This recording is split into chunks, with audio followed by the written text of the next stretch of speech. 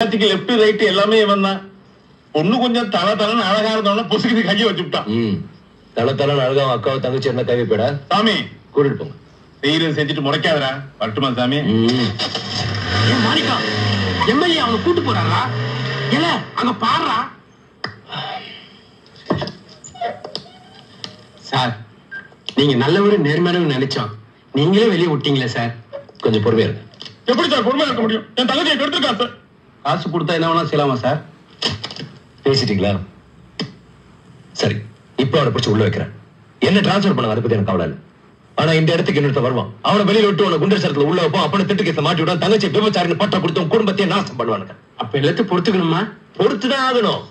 Ration கடையில மண்ணெண்ணைக்கும் தியேட்டர்ல டிக்கெட்டுக்கும் பொறுமையா கியூல நிக்கிறீங்கல்ல, அப்ப நியாயம் மட்டும் எப்படி உடனே கிடைக்கும்? கோர்ட்டு கேஸ்ன்னு போனா எப்படி கட் பண்ணச்சா, எங்க தொட்டா, எதை பிடிச்சான்னு கேள்வி மேல கேள்வி கேட்டு அந்த பொண்ணை உயிரோட கொன்னுடுவானுங்க.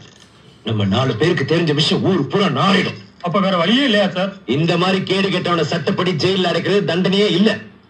சட்டத்தை மீறி அவனை நடு ரோட்ல ஓட விட்டு வெட்டணும், எல்லாம் நிக்க வச்சு சுடணும். அந்த சந்தர்ப்பம் வரும். அப்ப நானே உங்க கையில அருவாளை கொடுக்குறேன். அது வரைக்கும் இதே வெறியோட இருங்க.